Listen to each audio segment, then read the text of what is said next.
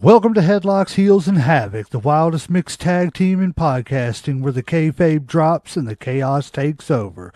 Let's ring the damn bell.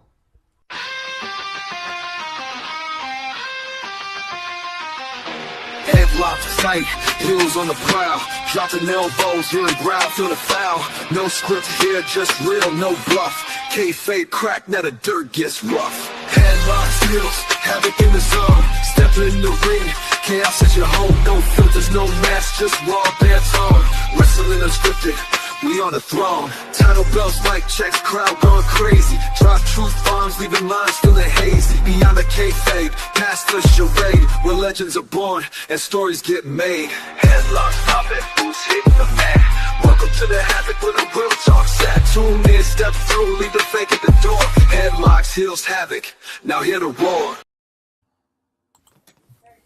Welcome to the show, ladies and gentlemen, boys and girls, children of all ages. I am one half the greatest tag team in podcasting, the legend J Mac. With me, as always, is everybody's favorite uncle and the guy that's always ready for a good hot tag, Uncle Slam. What's up? And guys, tonight we got a special show tonight. Hence that's why we got the special guest tonight. We've got Superfly Johnny Lee from the Nice Guy Indie podcast. What's up? What's up? We've also got Brock's Boulder from a little bit of everything. I'm also partial to a hot tag. Ask Triton Troy. That's my thing. Yes, Call me Robert, baby. Call me Robert. And of course, we got JD from Mayhem Media. Yo, what's up? Same old same, man. JD's had a heck of a day, guys. Getting this show together has been a trial. That's all I'm going to say. Because Brock's literally found out about 15, 20 minutes ago you was coming on. Yeah, I'm still cleaning the sleep out of my eyes, buddy. I was asleep in my recliner, so yeah. But that's why we love you, Brock, because you always come and help out when you can, man. But I can't, Definitely appreciate it, brother. Yes, sir. Anytime. We got another guest coming a little bit later on. Like I said, Stan, he's going to come and join us and probably hit it up on the second half of the tournament. We are doing a WCW NWA Fantasy World Television World Television Championship to determine who we feel is the greatest World Television Champion of all time. So, guys, before we get real deep into this or anything, and by the way, before we get anything started, please, everybody who's watching, don't forget to go out, like, share, follow, and subscribe so that we can keep bringing you all the great content that we try to bring you. Yeah, they should. And, and also go like, subscribe, follow all these other great podcasts that we're also on here with, great guys and everything.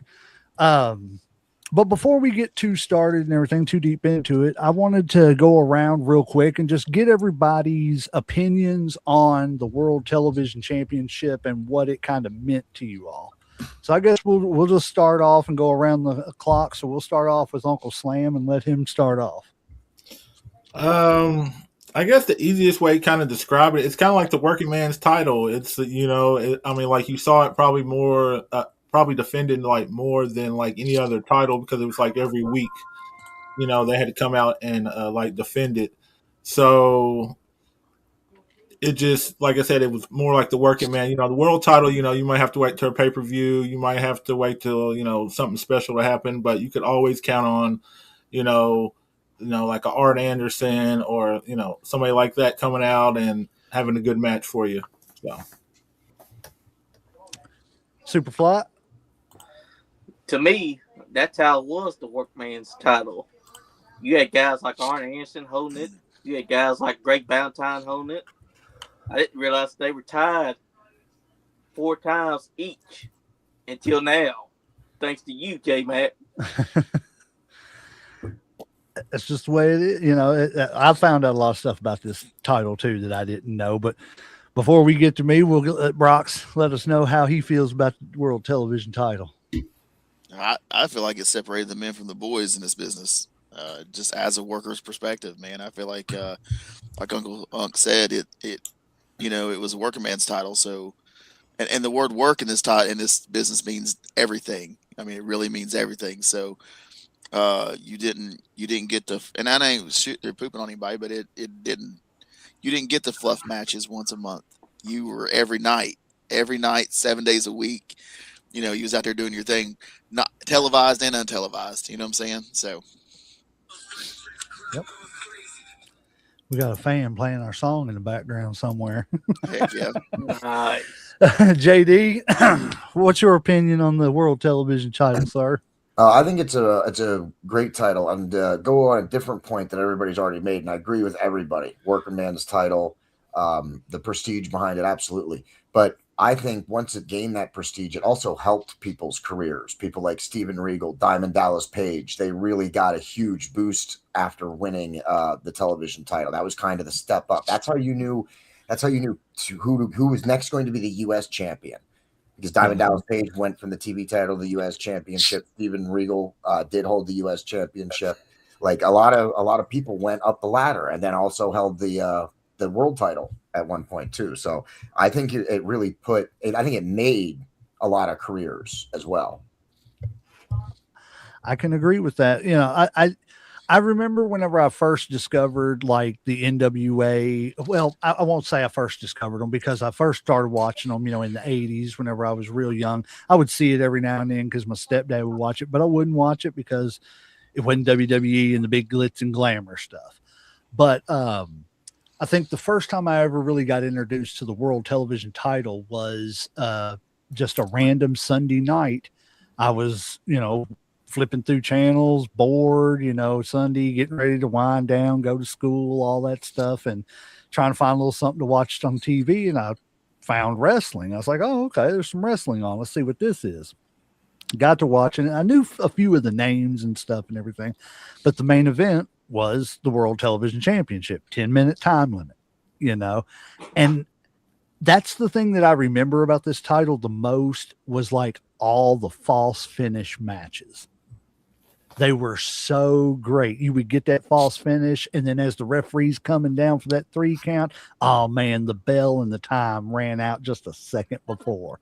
So he didn't get, you know, to me, it was just a great title. It was the title you were going to see every week. And like you all said, you know, y'all touched on the point, it was the next guy's up title. You know, we're going to put this on you, see what you can do with this. If you can do it with this, then we'll see what you can do on the next level with the US, and so on and so forth. So personally, this is my favorite title out of any title ever. And I know that's crazy to say. And personally, I consider it a world championship, even though it really kind of ain't, but it is. So, all right, guys, I guess we will go ahead and get into the first matchup that we've got in this fantasy tournament. Actually, let me read off some of the names we got in this, because we've got the likes of Dusty Rhodes, Tully Blanchard, the Great Muta, Paul Orndorff, Scott Steiner, Rick Steiner, Steven Regal, because that was one of the criteria for this tournament, was we are basing this tournament completely off of their time as the champion, not what they became later. Not what they, you know, Stunning Steve Austin is on this list, not Stone Cold Steve Austin. Yeah. So that's how we're kind of analyzing this. But so there's a litany of great, you know, stars on this list. So to get to the first matchup, we've got Ric Flair versus Das Wunderkind, Alex Wright. We will start off with Uncle Slam and go around like we did before. So, Uncle Slam, take it away. Who you got winning this? I don't think this is really too hard, and I'm not even counting like I said. I'm not even considering the world titles or anything like that. Ric Flair is Ric Flair. Plus, he's got 2 television titles to 1 when it comes to Alex Wright. So it's going to be Ric Flair. All right, you Superfly. Ric Flair for me too. You know, I like Alex Wright. He stands no chance against Rick. Brox. Woo! I listen. When you said that earlier, when you said, you know, this is based on who they were then, not who they became. You're always that person. You just decide on how you're going to turn that dial up, and all these guys eventually turn those dials up to become who they are. So, to me, it's a great point for this, but they were those guys anyways, even before they were. So, but Right. yeah, this one's easy. It's Flair. It's Flair. JD. Yeah, I'm also going to go with the Nature Boy. Absolutely, 100%. Alex Wright had a potential, but I don't think for whatever reason WCW didn't use him right or whatever, maybe personal or whatever. But yeah, definitely Flair over Alex Wright. I am also going to go Flair. So Flair gets a clean sweep on this. And I agree with you on that point is I do think that Alex Wright had a lot of potential. I think he had tons of potential, but I just, with WCW, other than like people like Goldberg and, maybe Booker T and a handful of people, WCW wasn't really known for creating stars. They were known for, not WCW, NWA was, but when it converted over to WCW, they weren't known for making stars. So I don't think Alex Wright kind of had a snowball's chance in hell as far as getting over that goofy, I'm a, white meat baby face, and good also guy. pulled off his new persona they did one day after he debuted it. Oh, the Berlin thing. Berlin. Yep. Yeah, that was terrible too. That was absolutely terrible. But they were trying, And, No, I was interested in that until I found out that it was just Alex Wright rebranded, and then I was like, "Well, I'm not going to see anything new now. I don't care." Just not talking English. Well, and it's like I've made him points on other shows. You can't go around beating just like with Austin Theory. You can't make him look like a goof for so long and then try to take him away and rebrand him and come back and people take him seriously. You made him into a goof too much. There's no way to do it. But anyways, I digress. So Ric Flair takes the win there. I don't think anybody had any doubts about that. Yeah. I don't think there was a doubt in anybody's mind there. So the second matchup we got here is, let me set this up here. Couldn't remember who we got. Mike Rotunda versus Johnny B. Bad. Uncle Slam, who you got? All right. This was a little harder than I thought because, at first my initial reaction, I was going to just go Mark Merrill, but then I started looking and each of them have three titles. And so, then you got to look at, who they beat. You got Mike Rotunda beat Dusty Rhodes. He beat Rick Steiner, and then he beat Rick Steiner again. Mark Merrill, though, beat Lord Steven Regal, Art Anderson, and Lex Luger to win his. So I'm going to go with Johnny B. Bad here. Wow. Okay. Yeah. Superfly? This one is a tough one. I'm just taking this out of my head. Who was the better wrestler between the two? I'm going to have to go with Mike Rotunda. Okay. So we got 1-1 right now. Brox? I like Slam's approach on it, on who they beat. I don't necessarily think that separates them because both lists are amazing. The talent they beat to get those championships. But for me, I'm gonna go with Rotunda as well. I'm gonna go just because, again, I'm gonna always go back to. I'm gonna make this point probably about every one of these guys, but they weren't. This wasn't Mark Merrow yet, right? And this wasn't IRS yet. You know what I'm saying? That's not what this was yet. But they were there. That just wasn't their names, right? So for me, my money is I'm an IRS guy. I'm a Rotunda guy. The legacy he's created in wrestling just from what he started. I'm going to be that. I'm going to be with that family. So, all right. So we got 2 Rotundas and 1 Johnny. JD? I am going to even it out, and I'm going to pick Johnny B. Bad because I think I'm a huge Mike Rotunda fan.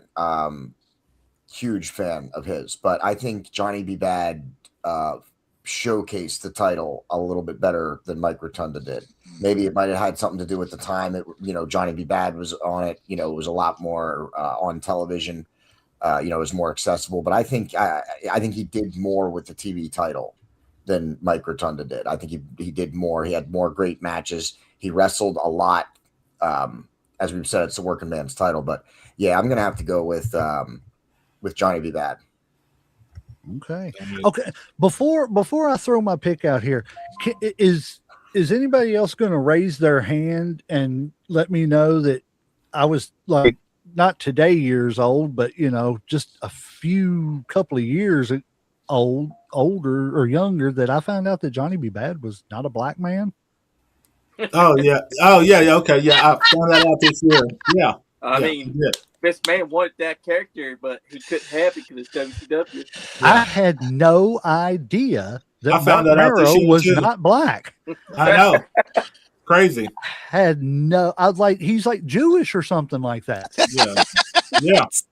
I was like, what? Yeah. I was like, how does this dude who's Jewish look just like Little Richard and play him perfect? Yeah, for real. I mean, it was crazy. So a little mind-blowing fact right there for all you people who didn't know. But because it blew my mind because I was convinced. I think you know what? I kind of wish that you wouldn't have known, and you'd have been like, "Man, we just add him to the list of these black champions, and it's been on the show." You know what I'm saying? I would have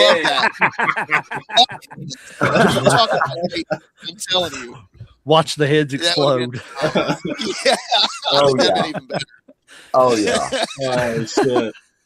All right, so to reel it back in, I'm going. My pick on this one is I was really a big fan of Johnny B. Bad. Really liked him. Liked Mark Marrow. I think they kind of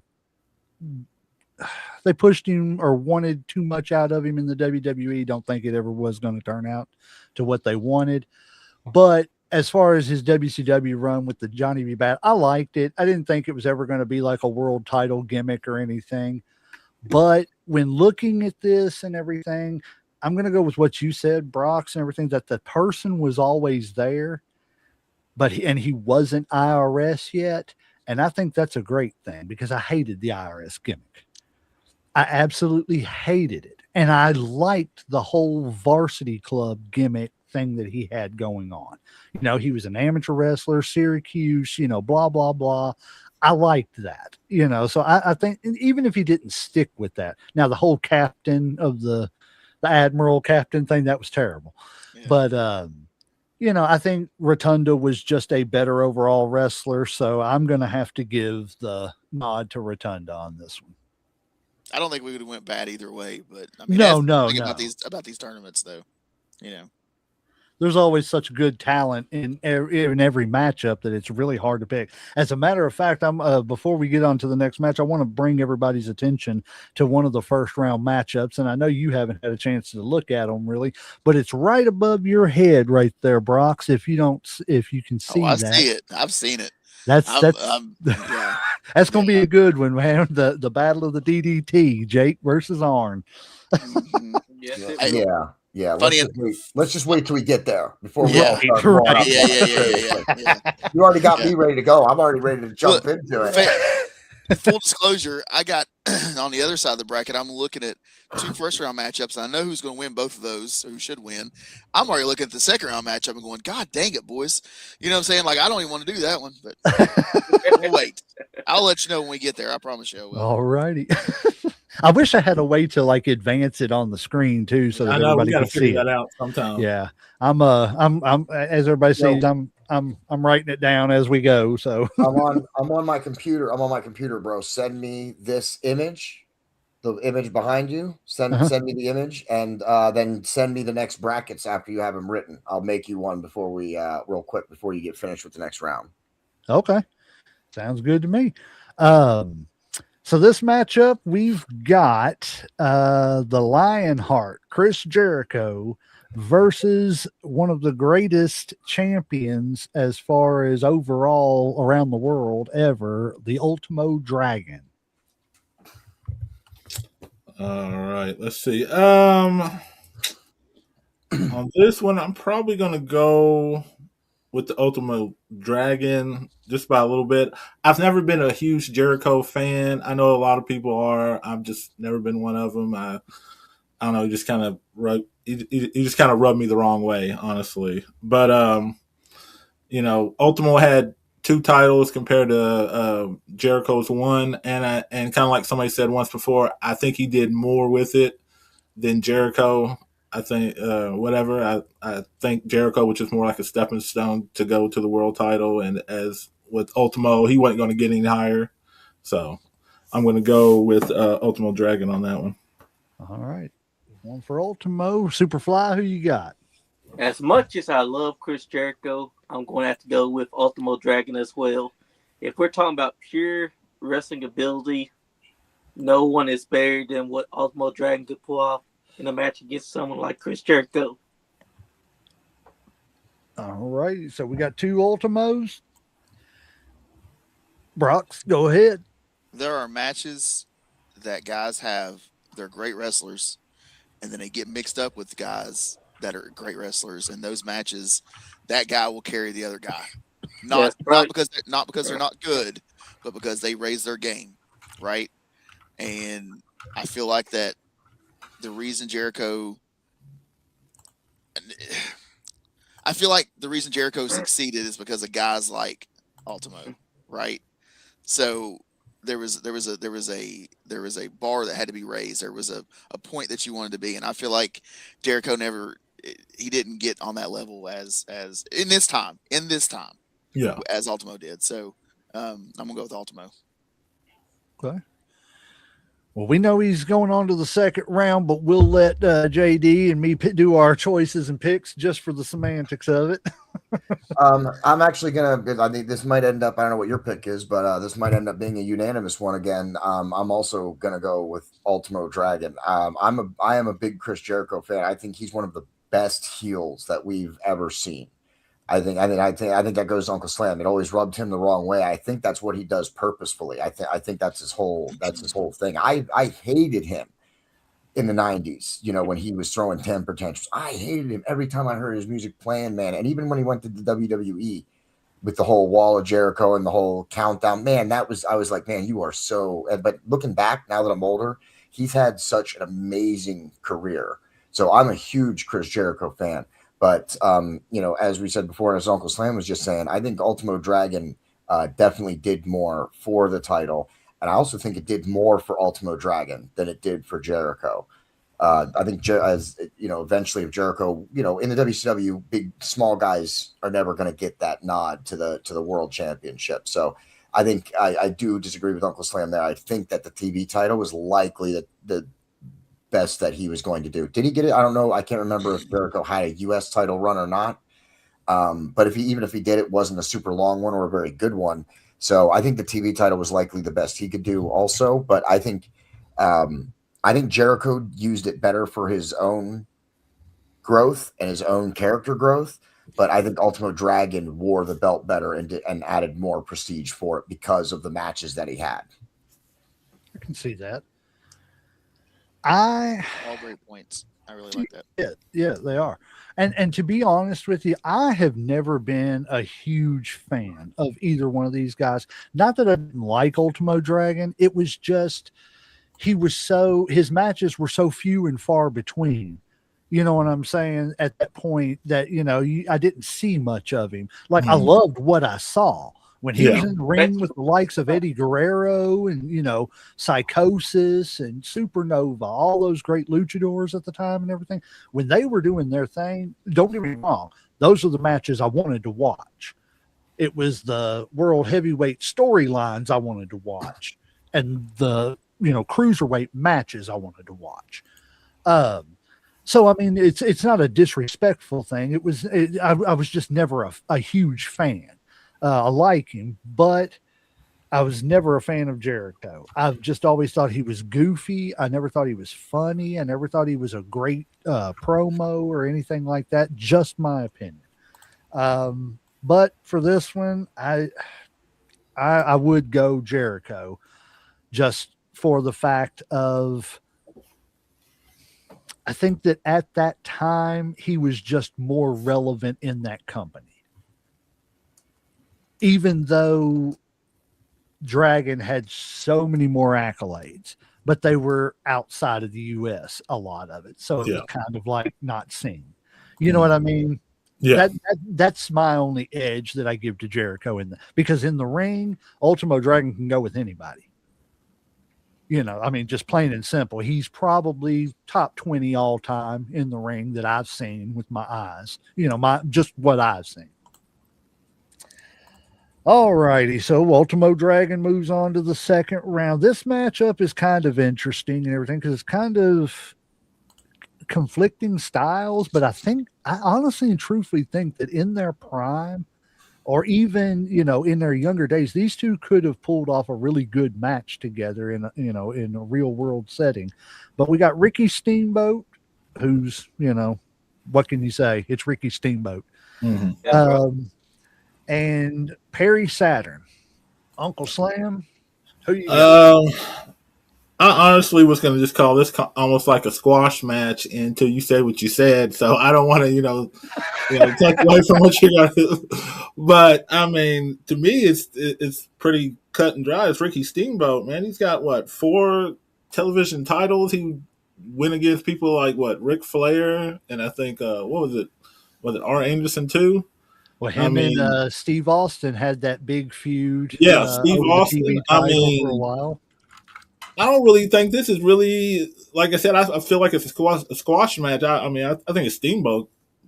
All day. So, all right, Superfly.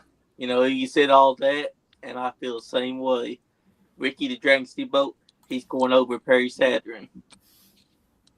All righty, Brox. No contest. It's Ricky all day. Oh. Well, that put him in the second round, but we'll do the semantics thing again. Go ahead, JD. You could reverse the order every so often, so that way you and I always don't get stuck with the semantics. Because I'm also going to go with Ricky the Dragon Steamboat. I mean, Perry Saturn is a great wrestler, and I think he did a great job with the TV title. But I don't think he did enough. I don't think he did enough with it. I would have to go with Steamboat over Saturn.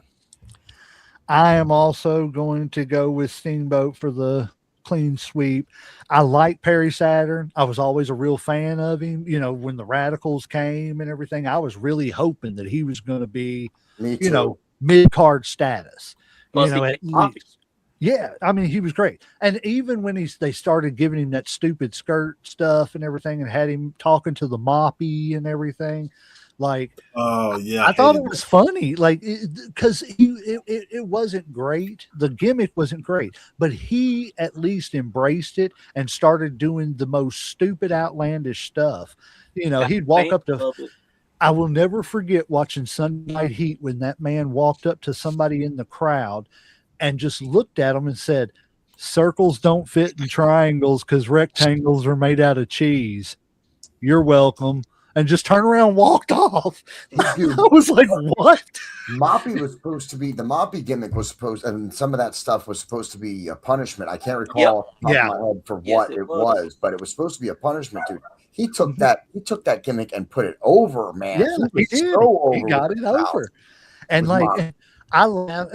those things that he would just come out and say and everything had me entertained. So I really always liked Perry Saturn and everything. Never really got to see much of him in the original ECW. I've went back and watched a few things. Really good there. ECW just wasn't my style. But at the end of the day, Ricky's got this, So Ricky Steamboat it is. And now is what we've all been waiting for in the first round. And that is going to be the matchup that is going to have the battle of masters of the DDT.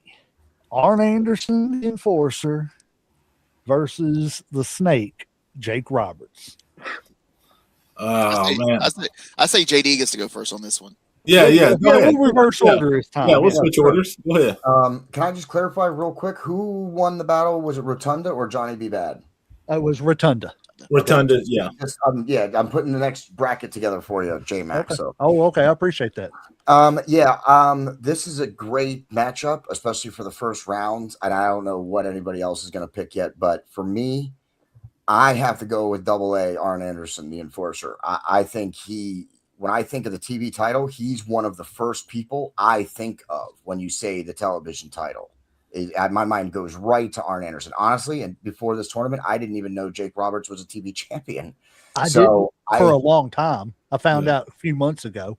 Yeah, so I have to go with Double A because as soon as I hear TV title, my mind goes to two people when I hear it: Arn Anderson and Steven Regal. Okay. So I'm gonna pick Arn Anderson. All right, Double A. Brox. One of my favorite things I do in ring is a spine buster, and I have modeled my spine buster after the best spine buster in the business. That's Double A Arn Anderson, and so smooth. being a Bobby Blaze trainee, and getting to watch Bobby and Arn do some of the stuff I've got to see that's not even on the internet, by the way. Arn Anderson was one of the best to ever do it in every place he done it. He was the best. So Arn Anderson is my pick, hands down. It's, to me, no disrespect to Jake, but this is a squash to me, but it's just my personal love for Arn Anderson. It is no disrespect to Jake Roberts. It's just my personal love for Arn Anderson. I would completely agree with that. What is it about Arn Anderson? I was thinking about this, and I know it's crazy because I was taking a shower and I was thinking about this tournament and everything, and just thinking about some of the matches. Whoa, I know. I'm like, hold on. No, calm down, guys. It's not calm down. It's not after 9 You gotta o'clock. take a shower because of the tournament? No, I was taking a shower, and the tournament came into my mind. TMI. But anyways, let me tell you what it is about Arn for me. And because I get this, so many people can look at Arn Anderson and look, just for example, you can put an Arn Anderson next to Lex Luger or Arn Anderson next to Hulk Hogan, and what people's perception of what professional wrestlers should be, the eye is going to be taken to the guys that look like Lex and Hogan, right?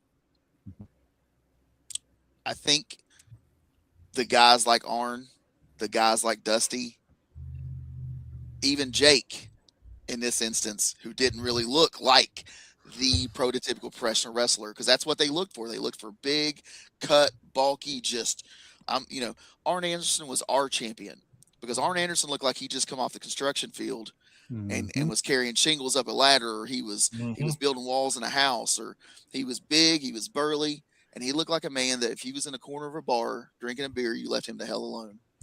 That's why Arn Anderson has it. Because you believed he was a legit tough guy.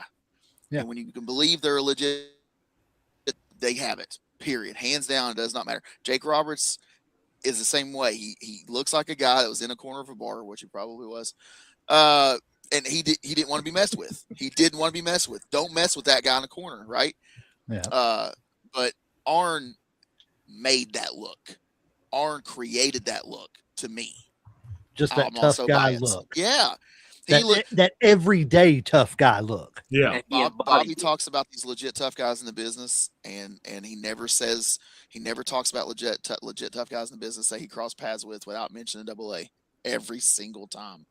And I got one quick little thing, and I'll shut the hell up. The other little thing is Bobby tells the story to every trainee that comes to our school. He got a booking one time in a back room of WCW because he locked up with Arn Anderson. That's all he had to do. He locked up with Arn Anderson. Arn Anderson said, "You're booked." That's how smart that guy was. He could feel that guy lock up with him and go, "All right, you're booked." So he just, to me, he just knew the business. Shut up now. He was all about it. And that's just for me. Yeah. Before I get to you, Superfly, I was just going to say, Arn Anderson is the type of bad guy who doesn't, like, usually in a wrestling match, you see the heel kind of get over on the good guy for a little while. You know what I'm saying? But Arn is the type of heel that you can sit and whoop his ass the whole time. And he'll sit there, I love when you would do the whole thing where you'd punch him or something and he'd throw the fists or something and then he'd fall down and everything. That was great. Just great ring psychology of knowing where he was, what he needed to do and stuff. And he was one of those guys you could beat up and maul and everything, and he could still win because he could snap at DDT at any time. But sorry, go ahead, Superfly. I always found that interesting about him because he wasn't like a little guy. like a Sean or a Brett that you could throw Yeah. around and beat them up through the match and make it believable. He was, like he said, a legit tough guy, but he wasn't worried about going out there and getting beat up all match, you know. As Go much ahead, as I Superfly. love Jake the Snake's DDT, there's one guy that's always enforced the rules when he was part of the Four Horsemen. Arn Anderson, all day, every day. This is a guy I don't want to walk up on and get into a fight with. Yeah, I don't want to walk up on any of these fellas and get into a fight with them, to be honest. They're all For me, this was a hard match. And I'm going to tell you why. Because I love Arn, I love Jake. Arn overall is a better wrestler. Jake was a good ring psychologist. Not saying Jake couldn't wrestle, but Jake was more the guy that would go out there, throw a few punches, a clothesline, a few kicks, but he would get beat up through the match and tell the story that way. You know, his story was told through the comeback and through all that stuff and everything, you know, through he was going to take the bumps and stuff. Arn, he could do that, or he could go out there. He could work both sides of it. You know what I'm saying? He could work you over, or he could get worked over through the whole match. But the key factor is that DDT on each of them, and that thing can, just like the diamond cutter, RKO, whatever you want to call it can come out of nowhere. I'm very torn because I think Jake could win, but 9 times out of 10, Arn Anderson's going to walk away, because I think if I'm booking the finish, they're both going to go for that DDT. They're both going to miss it, and the difference is going to be that spine buster. And Arn's going to hit it, and boom, 1, 2, 3. So Arn goes on to the next round. That was a hard one, man. I mean, Man, you just forgot about me over here. Yeah. Wow. Oh, no, Wow, man. no, he does go on to the next round, because we've got the. I know, but I didn't even get to comment on the. No. Yeah, I wasn't forgot forgetting you. I was getting ready to call on you. I was just saying.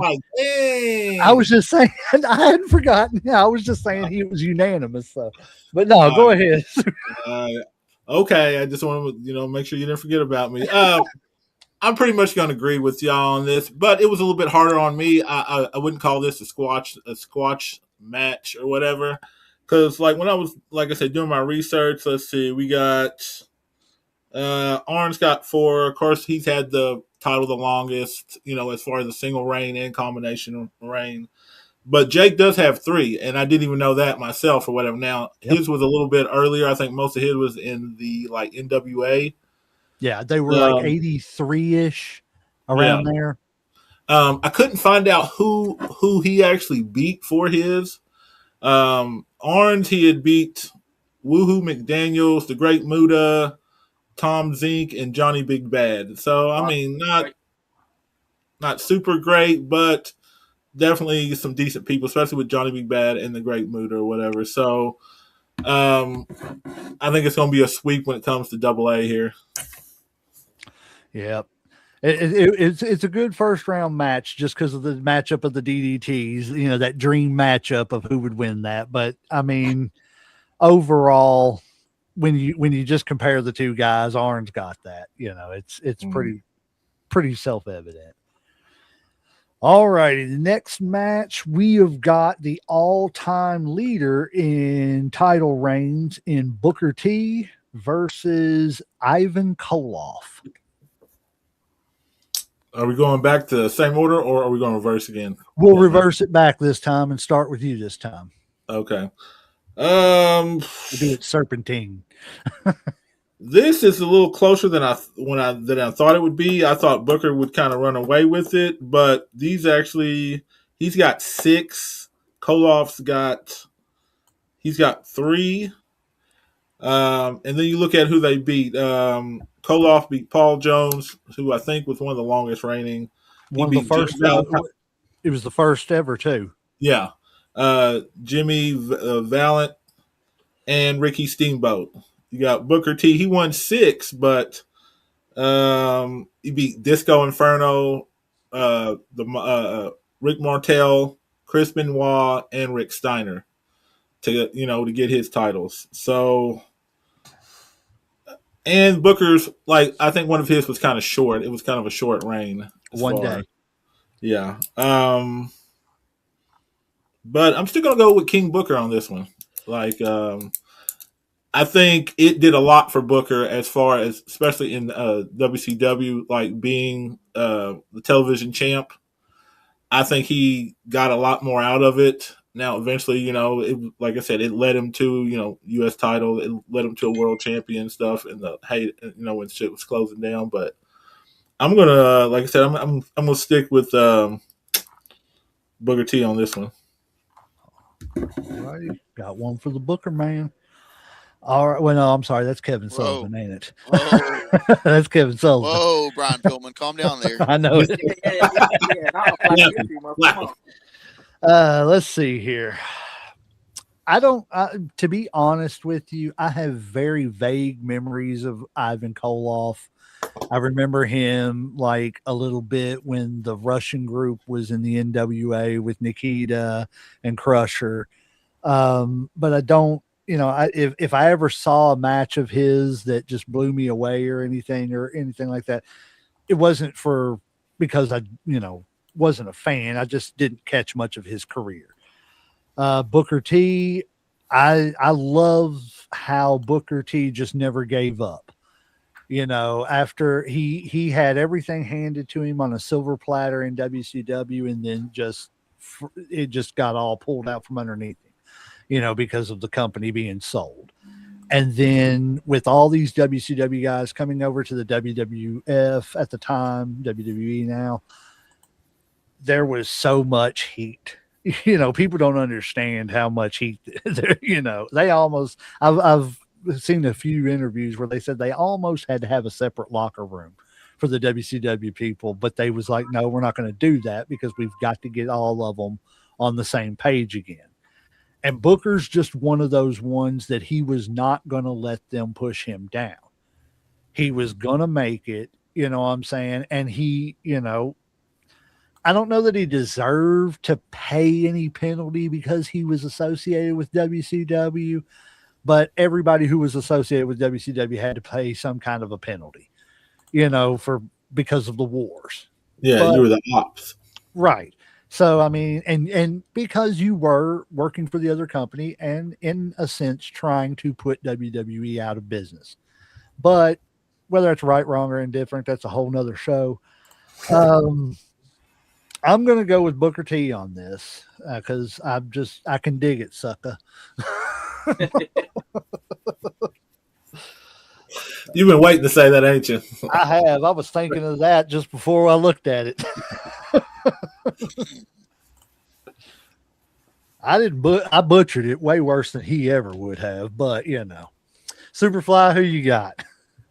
I'm going to have to go with Booker T because even though I like Ivan, Booker T's had more relevance with that title. He made that title what it is when he was holding it. So Booker T all day, every day. All righty. Booker T takes it for Superfly. What you got, Brox? I got a hot take. Okay. Booker T's 6 championships were watered down because of crappy booking at WCW. That's my take on it. That's my hot take on it. Okay. I think Booker T still wins this by sheer numbers, but I do think they were watered down a little bit because of. I do too. I see what you're saying. I see that point because of the state of WCW at the time. Yeah, and I don't think WCW they didn't take it as I don't think they took the title as serious as NWA did. No, that's going to go into consideration for me too about especially where they won the title. I mean, if they're only in the WCW winners of that title, then that's going to take something for me. But it's still Booker T in this instance just because of the sheer numbers. He doubled him up, and again, Booker T was Booker T then. The Booker T never really changed.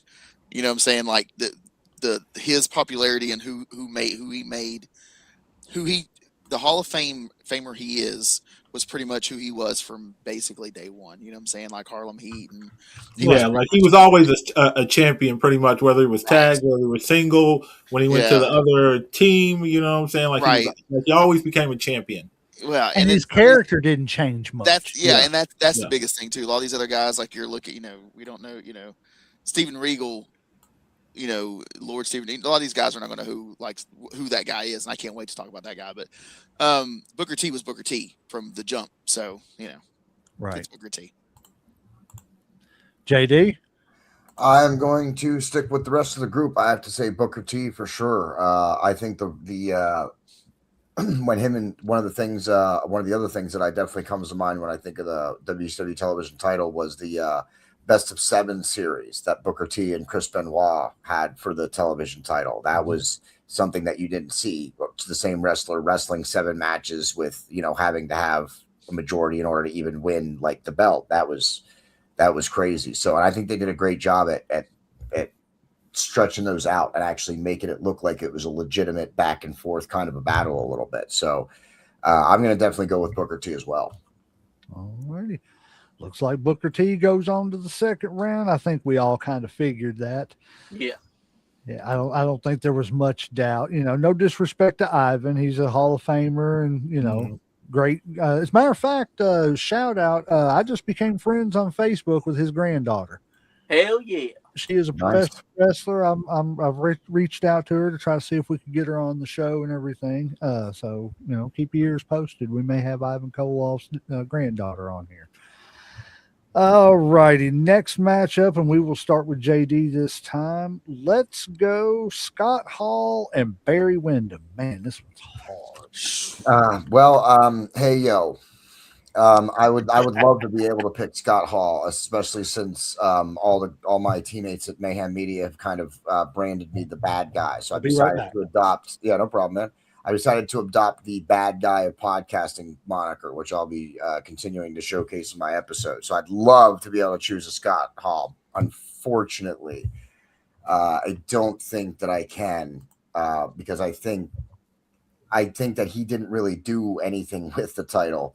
I think that was one of his chances that WCW was giving him, but he was too busy battling his other demons to make it work. So I have to go with Barry Windham just because I don't think Scott Hall even did anything at all with the TV title.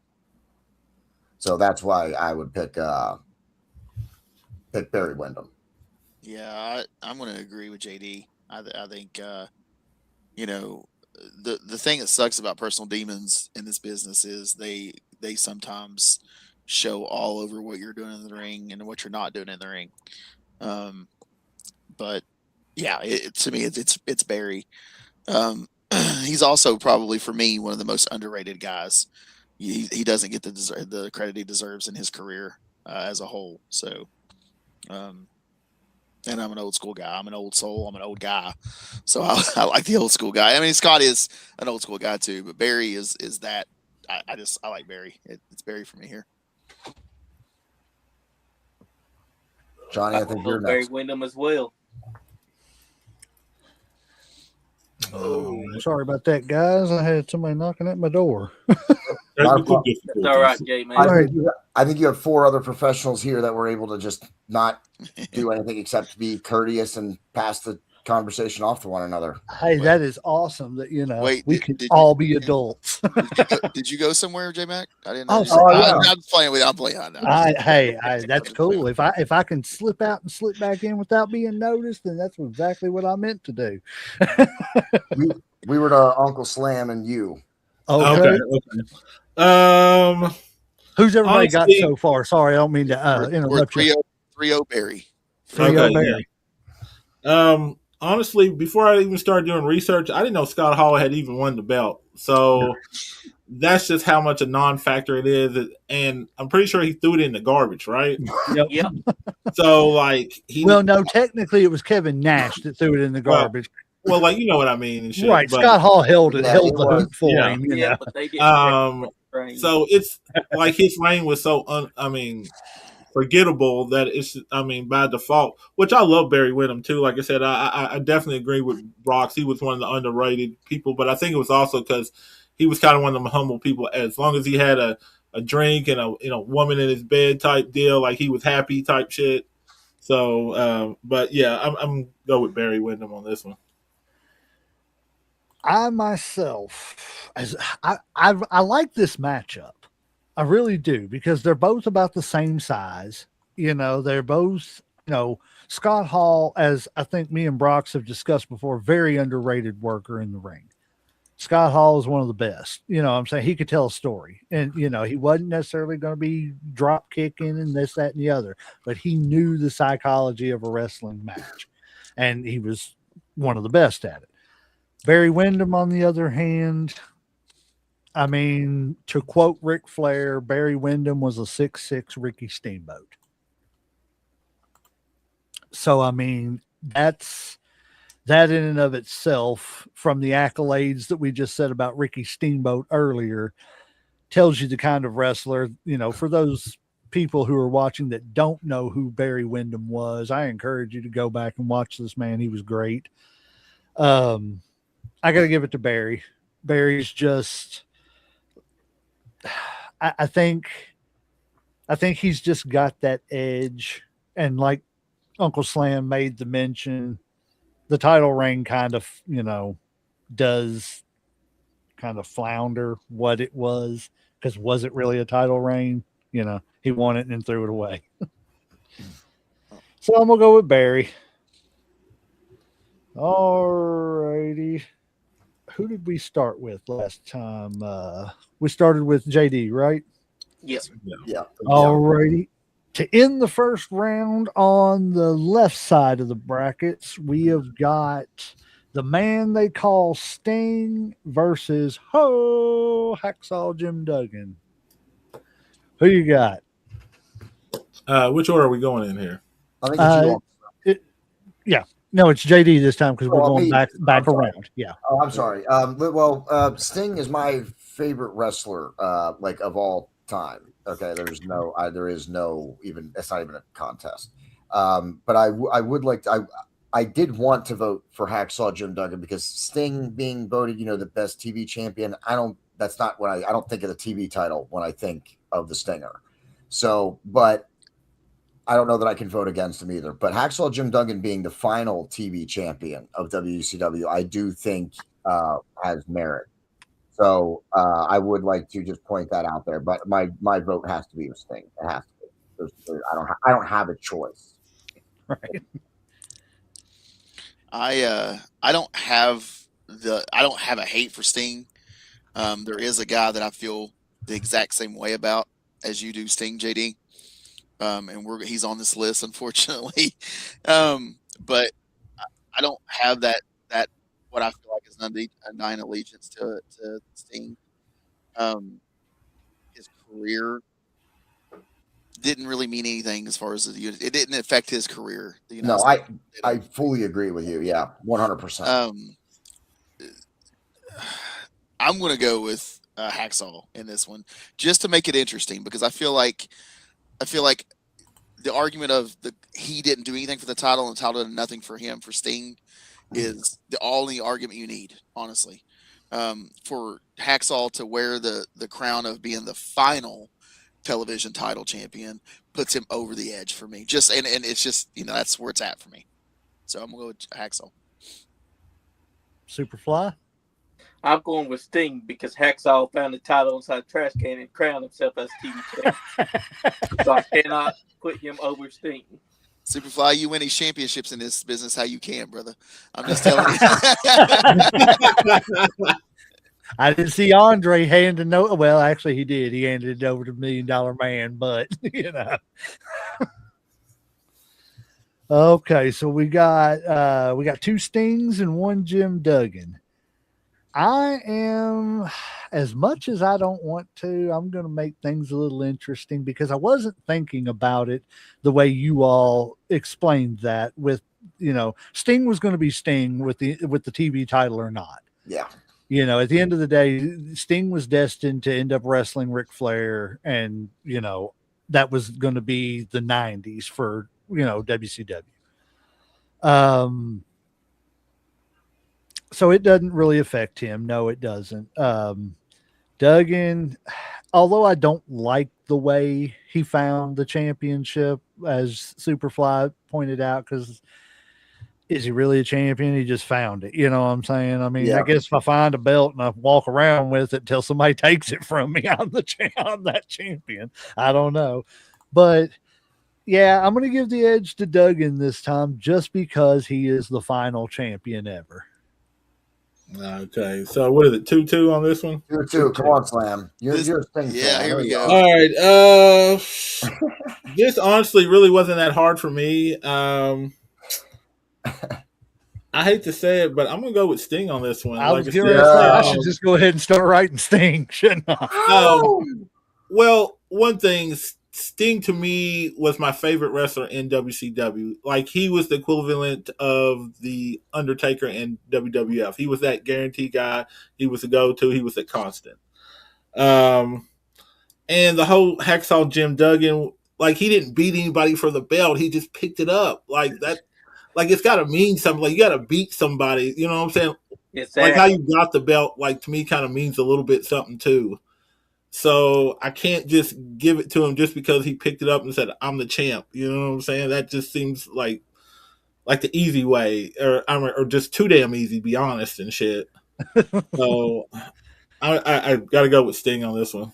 I wish I could find about 5 years' salary just laying around like that. That shit will never happen. I can tell you that right now. No, it won't.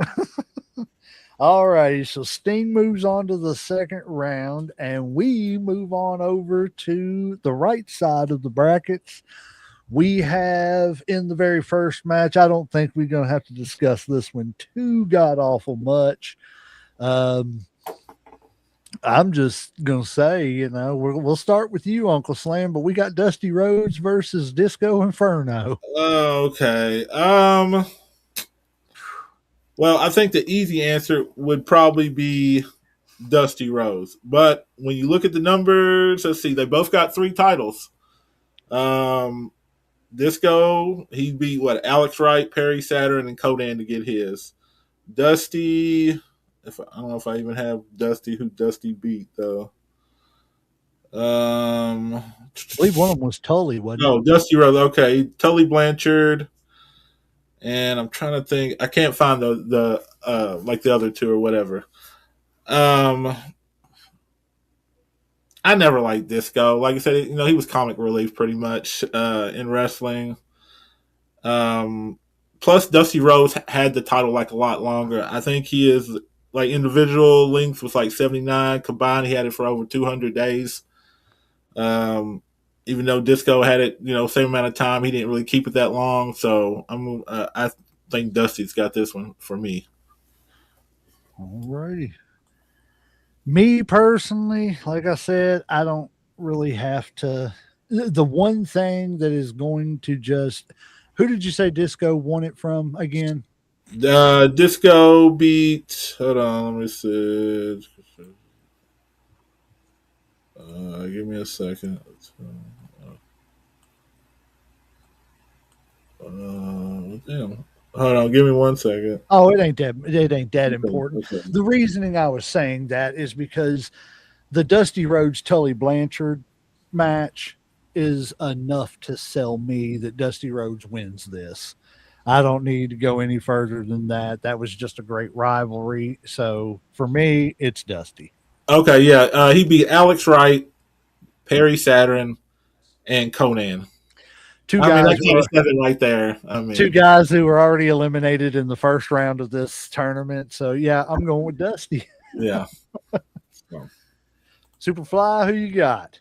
I'm going with Dusty Rhodes. He's going to hit that bionic elbow, and he's going to put Disco Inferno in the bed. He's going to tell you about hard times, baby. That's right. That's right. Brox, who you got? Since this is a sweep, and we all know it's going to be a sweep, I'm going to make this point. It's Dusty because he got polka dotted singlet over as a punishment.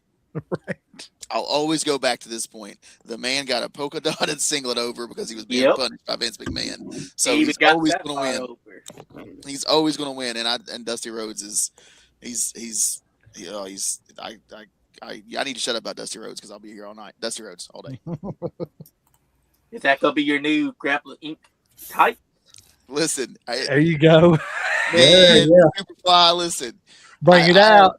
I have about 6 different things designed on my phone for gear that's going to be coming down the road, and one of them pays tribute to Dusty. So it's a lot of what we and Troy do is a tribute to guys that's got us where we are and helped us get us where we at. So that's that's respect.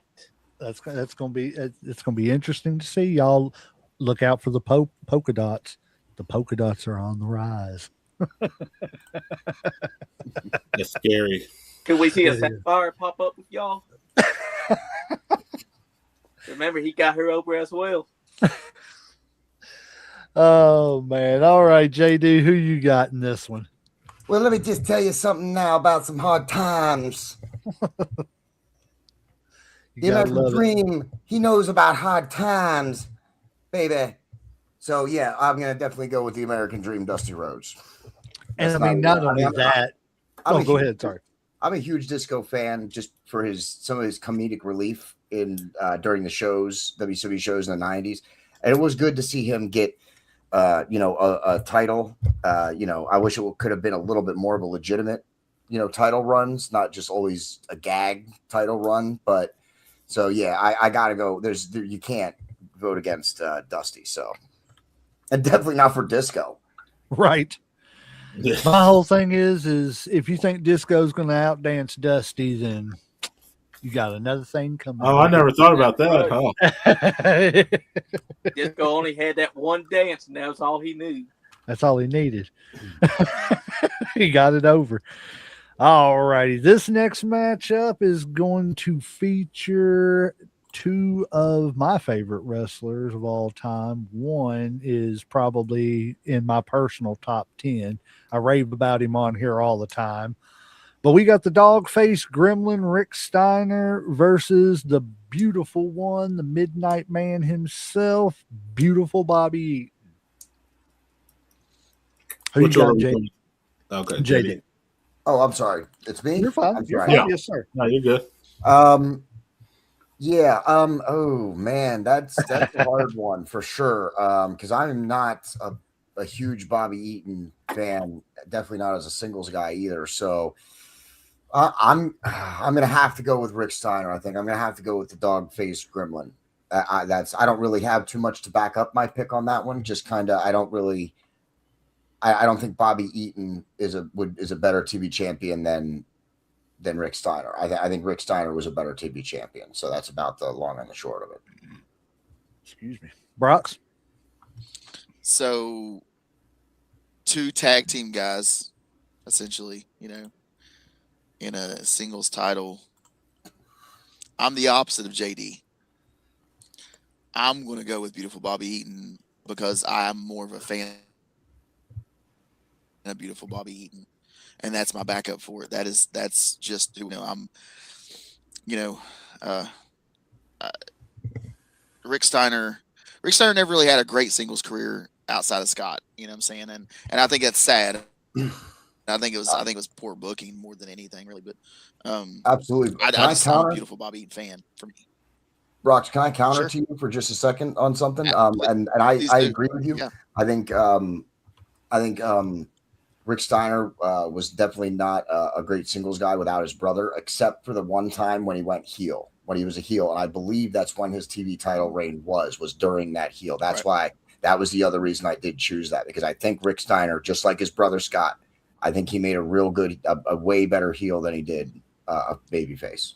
I have no arguments against that, but that's the thing is I feel like they booked him poorly until that moment. You know what I'm saying? And I feel like out of the gate, out of the tag team, he's an asshole heel, and he's probably one of the best. We're talking about him as a Mount Rushmore heel guy potentially. You want some? Come get some. Right, you don't like me? Bite me. Right. So, but being an old school guy, and I mean old school, and hearing all the stories outside of the ring and inside of the ring, the stuff that wasn't televised from from my Bobby about Bobby. I'm gonna go with Bobby.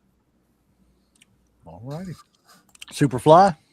I've been going over it inside my head, and I've been weighing both guys' wrestling abilities, both guys character wise, and who brings the most to the table.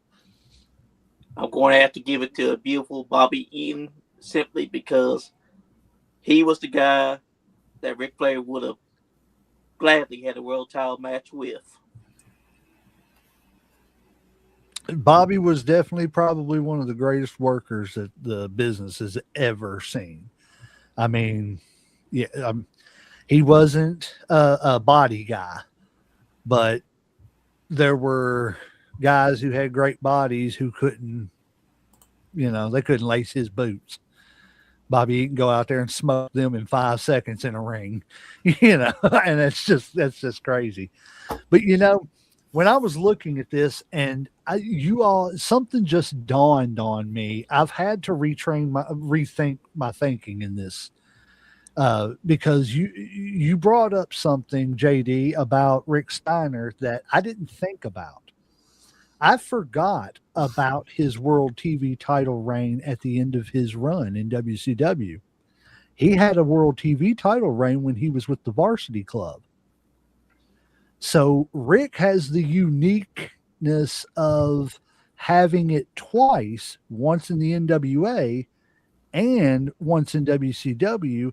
So we can kind of throw all his accolades in. You know what I'm saying? How we kind of said to separate everything, from who they were now as opposed. He's got that unique that he held it at the beginning and the end of that run. So you can kind of throw it all in. And another thing about Rick Steiner that people don't stop and think about because of all the power moves and stuff like that, Rick Steiner was a hell of a trained amateur wrestler. Oh yeah. So Rick Steiner could out wrestle you on the mat too. It wasn't just I can pick you up and throw you 3 rows, and that's another thing too. People don't know about Rick Steiner. He was deceivingly one of the strongest guys in the locker room. He was, look at some of the people he picked up and done things to that, you didn't need much proof other than that.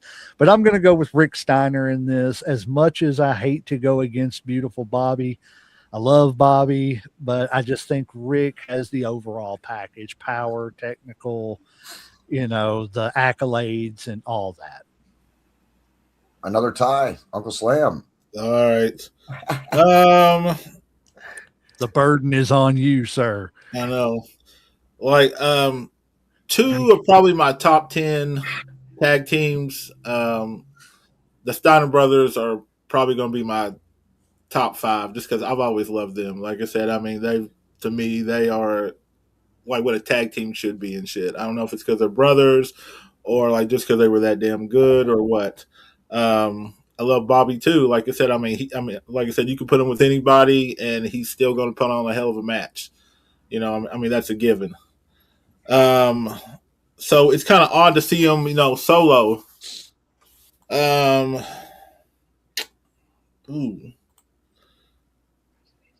I'm gonna go Rick Steiner on this one, just because I guess I'm more of a Steiner fan. Plus, he had 2 titles compared to the one that Bobby had. Both of them are hell of a wrestler.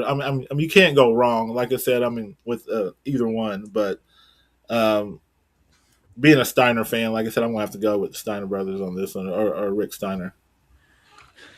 Looks like Rick. And to throw on to your point, as much as I love Bobby, his title reign was a transition reign. They were transitioning it from Arn over to Steve Austin. And that was kind of where he got stuck in that. And it was kind of, we appreciate everything you've done. Mm-hmm. Here's a run, that's what I feel like it was. All right. Next matchup, we have got the Canadian Crippler, Chris Benoit versus Tully Blanchard. Uncle Slam, we will start with you, sir. Now, this is a good one right here. This is Tully Blanchard, Chris Benoit. hell of a match. I think both of them still have 3 titles each. Um, God, I honestly like. I would love to see them wrestle against each other because I think, in their prime, I think it would have been a hell of a match. I'm going to go with Tully though on this one, just because I think when he had it, it meant more. I think he had better matches. Um, you know, better rivalries for it. So Tully's good, and plus he had it for a while too. I think at one time he had it for like 353 days, something like that, almost a full year. So yeah, I'm gonna go with Tully on this one. All right, we got one for Tully. I I'm torn on this one. It's really hard because they're both great wrestlers. You know, there's just no doubt about that. They both could go in the ring. Um, but to Uncle Slam's point, I agree that it's the timing of like I said, I've repeated it several times on the Intercontinental title tournament. It, it's about time, place, and relevancy. And at the time that Tully was the world television champion, the place he was, and the relevancy, I mean, he was in the Four Horsemen. The Four Horsemen, that whole thing was taken off in NWA. So the timing, the relevancy, all that stuff, I just think means more because by the time Benoit got a hold of the title, again, WCW had watered it down to the point to where that title was probably as worthless as the 24/7 title by the time it got done. And which is sad because it's such a historic title. So I'm going to give the edge to Tully on this one. Superfly, go ahead. Sorry. I'm going to have to go with Tully Blanchard as well. Looks like Tully goes on to the second round, but we will go ahead and get the semantics over with. Go ahead, Brock. He's talking about us, JD. Yeah, that's all right. Yeah, we're cool with it. Tully. And I Benoit won it how many times? 3-2. Okay, yeah. But when Benoit won it, it was mostly against Booker T. When Tully won it, he beat Mark Youngblood and Dusty Rose. Right. So again, to beat my dead horse points here, poor booking in WCW is going to cost some of these guys the wins against these other guys. That's just how I feel.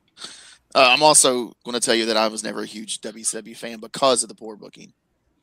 So I get you, brother. But yeah, it's Tully anyway. Tully, pound for pound. All right, JD. I also do want to choose Chris Benoit. I was a huge Chris Benoit fan through the late 80s and the 90s, especially when he was a Horseman. I thought when he became a Horseman, that really changed the trajectory of his career. I wish he would have been awarded. Of course, at that time, the Horsemen weren't recognized in WCW. People were trying to move on from the Horsemen and stuff. So he didn't get the titles and the gold that usually comes with being a Horseman. But so I really do want to choose Chris Benoit because I'm a huge Chris Benoit fan, but I don't think I can pick him over Tully Blanchard for a better television champion. I think Tully Blanchard, as we've talked about before, he did more for the title. He did more with the title. So we're just going to have to make it a sweep, and I'm going to also go Tully Blanchard. Is it me? Let me ask you all this about Tully. Do you all look at Tully? I always did. As kind of like, and I don't mean it in a derogatory way or anything like that, or, taking any shots at him, but I always kind of looked at him as like a poor man's Ric Flair. I've never even thought about it like that. Maybe not the character, but just the lifestyle, the character, but not the exact character. Tully wasn't wooing and stuff like that and dancing around and ripping his clothes off, but Tully was all about the limousines, yes, the whole Horseman group was about that stuff, but Arn Anderson was wearing a polo and some jeans. What I'm saying? Tully and Rick were in suits. Right. Yeah, but he was the enforcer. Double A was the enforcer. So I think him looking different than the rest of the horsemen was always part of him being the enforcer. So I do see what you're saying though, but I think that was part of what it was supposed to be with the horsemen, that they were the other three were supposed to be the flashy suit wearing, and then Arn Anderson was the guy in the jeans, the cowboy boots, and the leather jacket who was there to clean up the mess. I can see that. I just always thought of Tully as like a poor man's Ric Flair. I don't know. And not in a bad way. Just, he was that, mid card Ric Flair that, you could get by him, then you could go wrestle Ric Flair. That is a good analogy, though. I didn't think about it. I never really had for the longest time. We got to doing this tournament and think about things you never would. Yeah. All righty. This next one has me interested because it's got one of my favorite wrestlers of all time in it. And it's a guy that I don't actually ever, bring up enough. And I guess it's just because of the exposure over here. But we got the Great Muta versus Mr. Wonderful Paul Orndorff. That's a good matchup. We will start with JD. This is a tough one. This is another tough one. You had a couple of tough ones. Like, who do you pick? They're both kind of equally matched. So you did a great job making the brackets on this. So I'm gonna. Oh man, I'm gonna probably. I would go with the Great Muta. I'm gonna go with the Great Muta, just because I think that was a good chance for someone from Japan to get to have some gold and to try and do something with it, to try and get over with the crowd.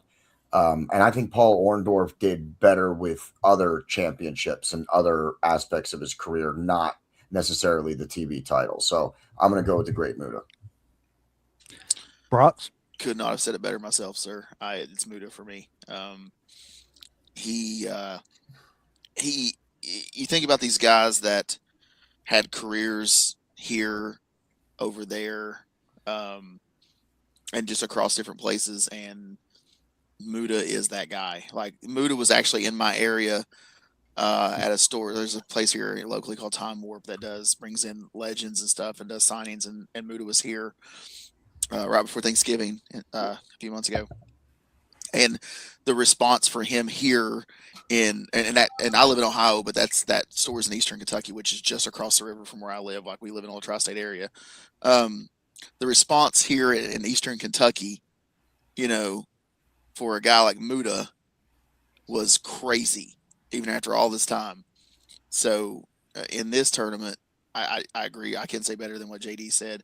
Orndorff done all the things for other titles and other things he done in his career. This was Muta's thing. So I'm gonna go with Muta. Superfly? Couldn't have said it better myself. Great Muta.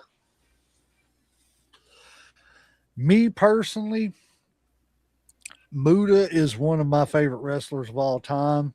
But in saying that, Paul Orndorff was always one of my favorite wrestlers. And I don't know what it was about Paul Orndorff, but especially when he spiked Hogan, as big of a Hogan fan as I was, I liked that. And I kind of wanted to see him beat him. You know what I mean? I think Orndorff, out of all the people that I can really, other than Andre, I think Orndorff, out of all the people that I can think of, would have been one of the best rivalries that Hogan could have had. I honestly and truthfully do, because I think they both matched up body-wise.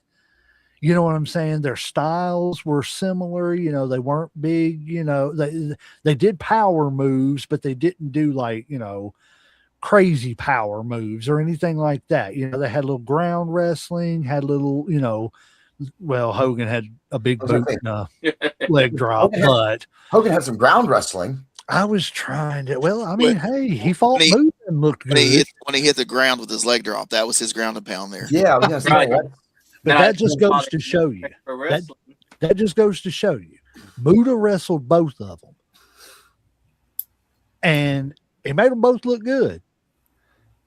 So I'm going to have to go with the Great Muta, and I think I'm speaking for Muta when I say F you Rock for stealing his move, because the flashing elbow is nothing but the people's elbow slowed down. So Rock kick rocks. Muda did He it also first and did it knows better. DDP's people's champion. That's right. That's all right. See, Rock ain't nothing but a carbon copy of Muda and DDP. I love that. That's the best thing that's happened in this episode. All right. Yeah, I'm going to go with the great Muda on this one. Uncle Slam, who you got? No, man, like this is gonna be a sweep. I ain't really got a whole bunch to say about this, honestly. Like I said, I was always more of a great Muda fan than I was a Paul Orndorff fan. So, I mean, I ain't got really any stats or anything to back up this argument. Just personally, I just like the great Muda better. Works for me. Well, looks like Muda got through on a sweep. I'm really interested in that second round matchup now.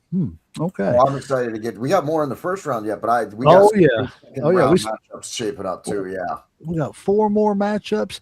Well, let me ask you this, guys. We got 4 more matchups, about 10 minutes till we're at the 1:30 mark. Do y'all want to finish these matchups, take a little break, and then we'll come back and everything? All right. Well, we'll get these matchups done, guys, and then we're going to take about a 10-15-minute break, and we'll be back live with you all. So the next matchup we've got is Scott Steiner versus Lord Steven Regal. And we will start with Uncle Slam on this one. Now this is a hard one for me because I love Scott Steiner. I told you before I'm a Steiner fan. I think he did better as a singles. I think he's had more success than his brother did as a singles wrestler, obviously. But when you think of television champ, I mean, Lord Regal to me is almost up there with Arn, honestly. On this one, man, like I said, I think what Scott had 2, Regal had what maybe 3, was it 3 or 4? I think he had 4, didn't he? I don't know. I'm sure if it's 3 or 4, but his I want to say range, it's 3. he had huge and long range. With at Yeah. least 2 of his range were. Yeah. Very So on this one, as much as I love Scott Steiner, I mean Regal's got this hands down. I mean he is too dominant for me on this matchup. Somebody else it might be a different story, but on this one he takes it hands down. I am a little biased in this because by the time Scott Steiner won these titles, he was the Scott Steiner that I do not like. I cannot stand the Big Papa Pump character. He is not a freakzilla that I want to, be around or anything like that. But you like the Steiner math, though. I mean, the Steiner math gets a little interesting sometimes. I think, we would probably have to wake Stephen Hawking's up to figure that stuff out. But hey, the math don't lie, and you're just Scott Steiner. That's right. But, Scott, I liked Scott as a tag team guy. And if he just stayed around, kind of like that kind of Scott Steiner, I understand injuries and stuff kept him from being able to do certain moves later on in his career and stuff. And, that it limits you and stuff. And I'm not hating on him for it, but I never was a big fan of Scott Steiner as Big Papa Pump. So I can't give him the nod. I don't think it was very interesting. I don't think it was great. He was horrible on the mic. He just kind of rambled and stuff and everything. And as far as his wrestling skill at this time, I don't think it was as good as it was, again, limited by his injuries.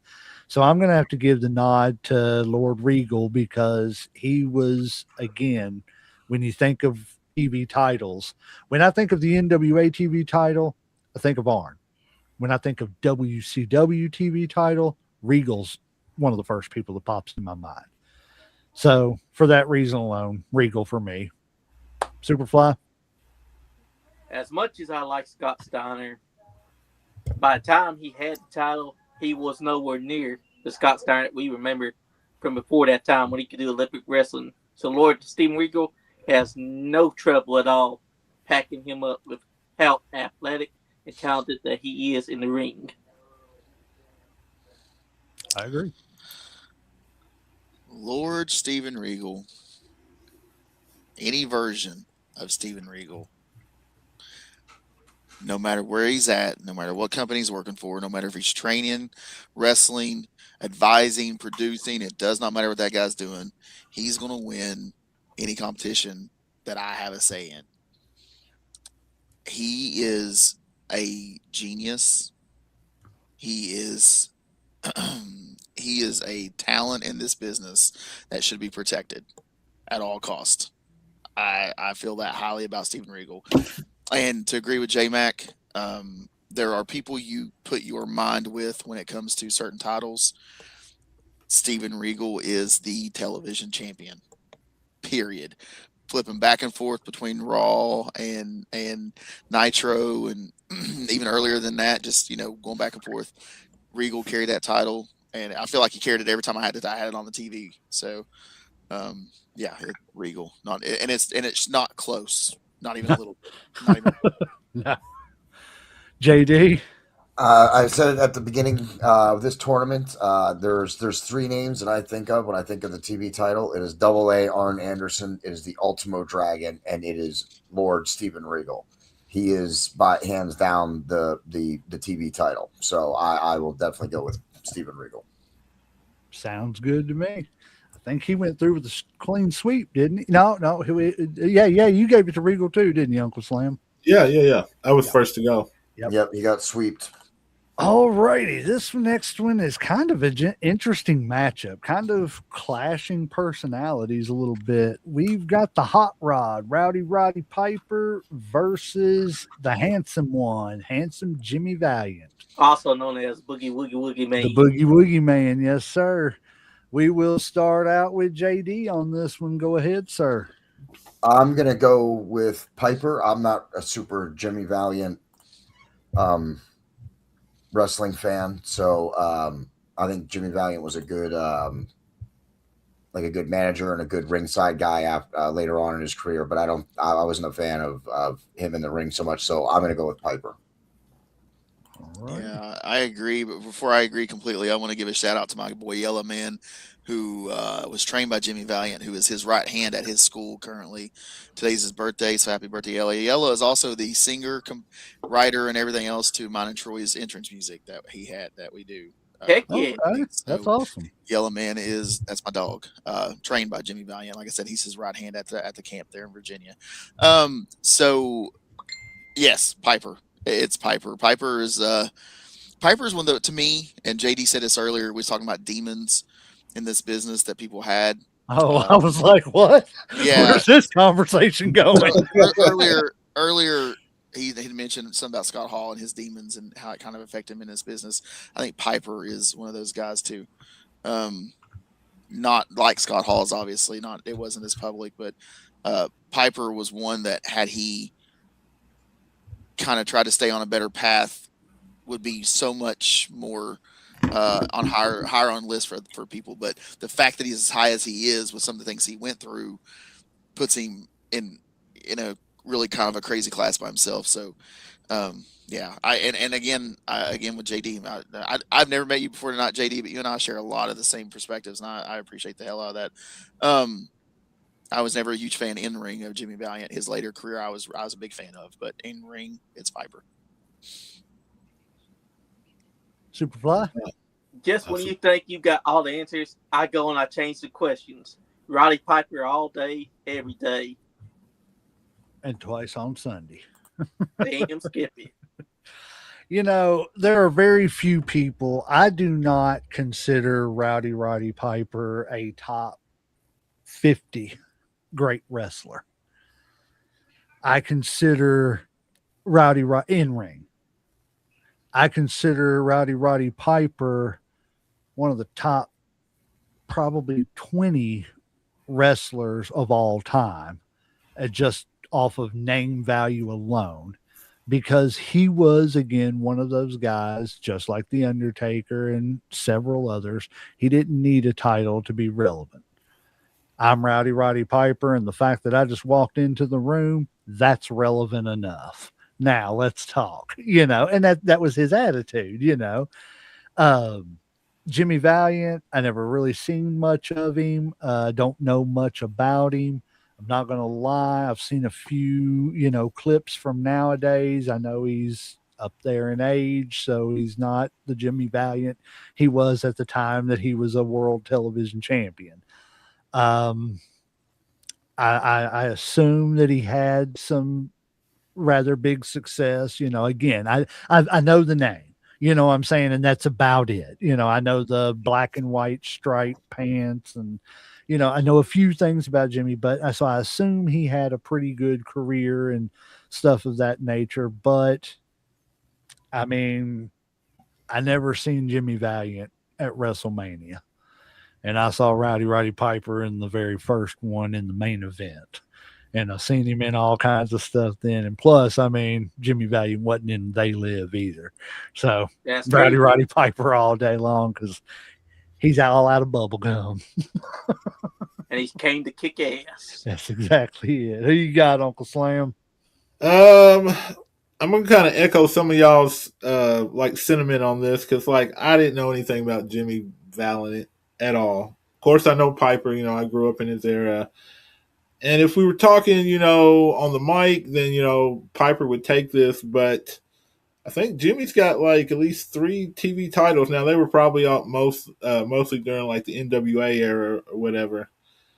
But if we going by numbers and not just mic skills, I kind of have to give it to Jimmy on this one. I mean, I know it kind of bucks the trend and shit, but Respect, you got to go with what you got to go but with. like I said, I really don't know much about him. Like I said, but like I'm kind of like you when it comes to Piper. It's like he didn't need a belt, so I don't really think of him holding too many belts. Like when I think of Piper, I think Honestly about and him. truthfully, I didn't know he held this title.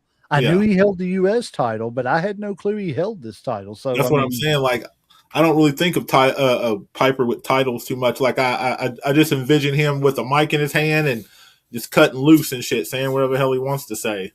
all Like I Piper knew, Smith or something like that. You know what I'm saying? right? Honestly, All I knew is when I heard that drum roll at the beginning of his entrance music. When I heard that, I knew shit was getting real because yeah. Roddy Piper's walking out here. So I don't know if he's going to be here next week, but he's about to let loose right now, and that's all that matters. All righty, on to the next match. We have got Roddy Piper won that one, even Yeah, though I we had figured one you would. for Jimmy Valiant. DDP versus the total package Lex Luger. We will start with you, Uncle Slam. Um, honestly, I like DDP more, but I'm gonna have to give Lex on this one or whatever. I I think I don't want to say he was a better champ. I just I don't really remember DDP much with a television title. Like I remember with the world title, but I don't really like remember him with the TV title at all. So I guess just because I don't remember him much, and Lex has 2 compared to DDP's 1, I'm gonna give him the edge here. All righty, so we got one for Lex. I personally,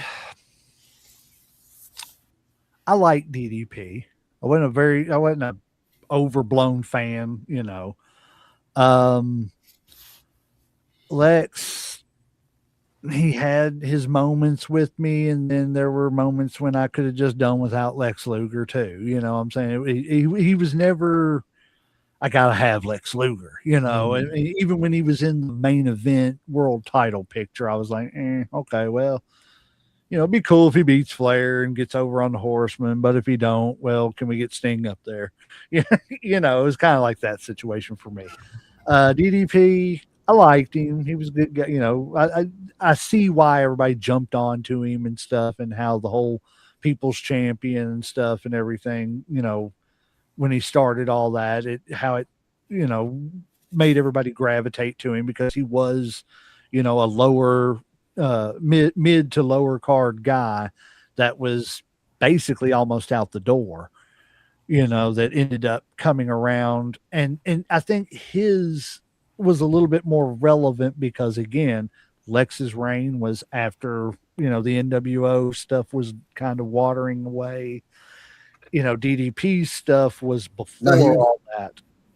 Luger held the TV title when shortly after he first got to WCW. Oh, when that's right, he tag team did. So he's champion. kind of got the Rick Steiner thing going for him too. Okay, I forgot all about that, Rain. I'm glad you said that. I don't know. For me, this one's kind of hard. To me, I could flip a coin. I really don't care either way, honestly. So I'm gonna go with DDP. Okay. Superfly. I don't consider DDP TV champion. I see him more as a world heavyweight championship. So I gotta go with Lex Luger, the total package. Because even though they both held the world title, I consider Lex Luger to be a TV champion.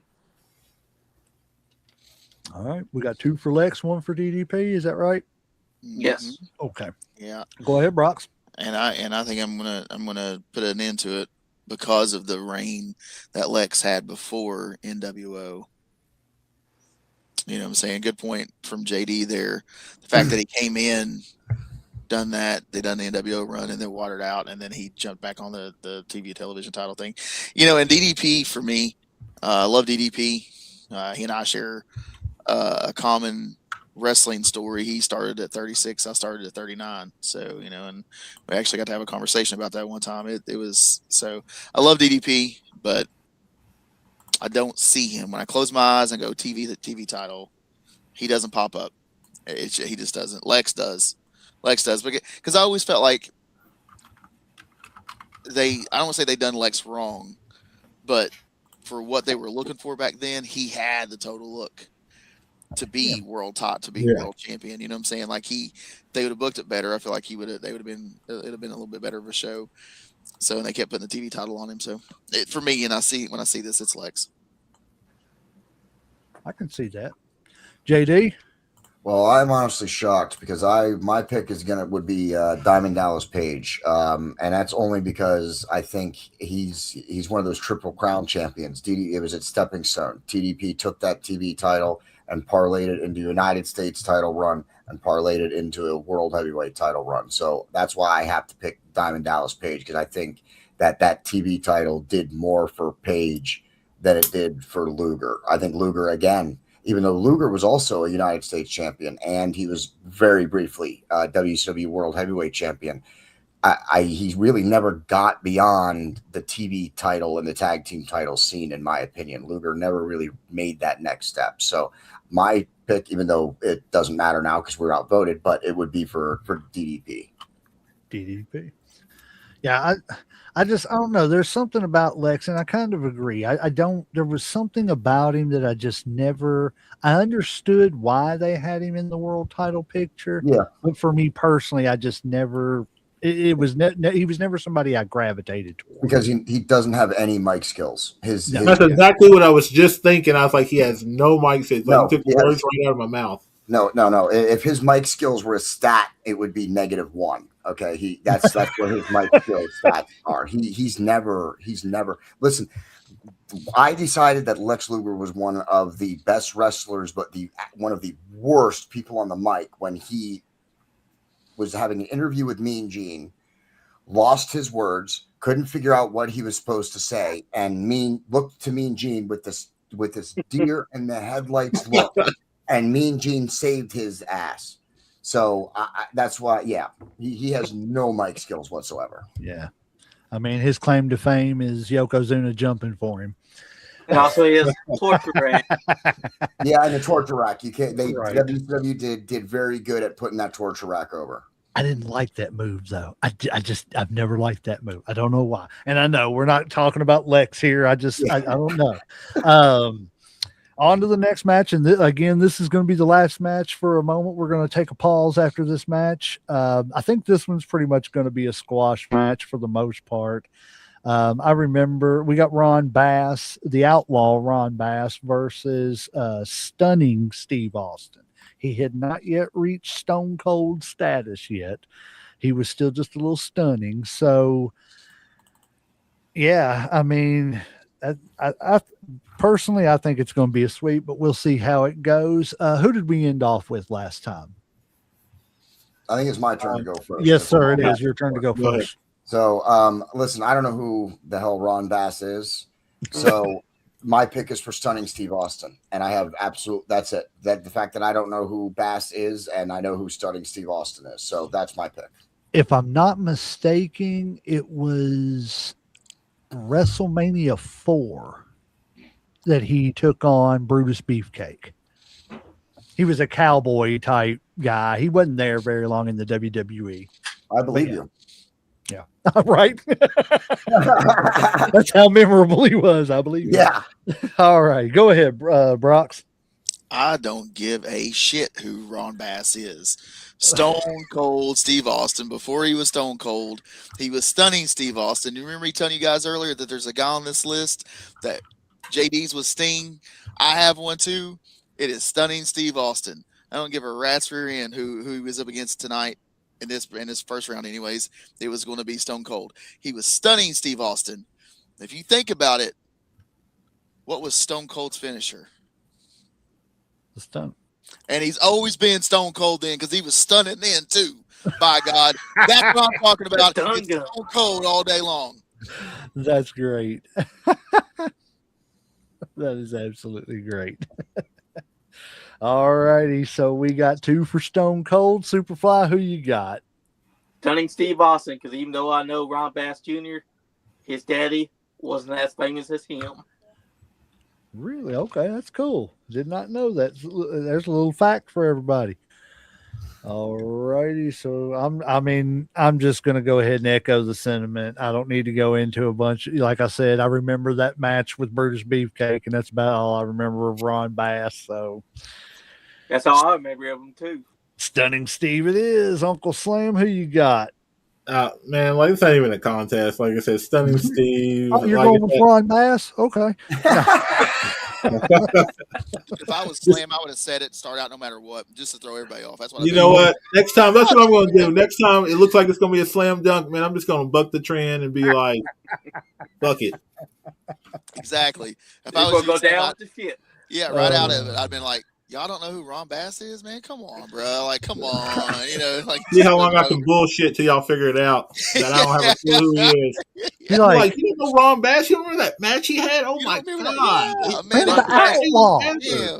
He was literally the outlaw, Ron Bass. Yeah. Oh my God. But he's more famous than his actual son, who wrestled back in 2024 for Paulcade 5, who I got to watch live. There you go. Well, alrighty, I might guys. change my vote then, since Ron Bass created that guy. You know, I mean, you know, like, come on, damn. All right. I'm sorry. You are not right, Brock. All righty, ladies and gentlemen, boys and girls, children of all ages, we are going to take a break for about 10-15 minutes, and we will be back to finish off the last 3 rounds. Or wait a minute, 4 rounds, but it should go a lot quicker. We got a lot less. We've done analyze these guys, so now we can just jump in and start kicking them out of the tournament and everything. J-Mac, I sent you the brackets, the updated brackets in the Facebook for the next round. If you want to change the background, sounds good. I will do that during the break, guys. We will see y'all here in just a minute, and just for a slight second, we are going to ring that damn bell.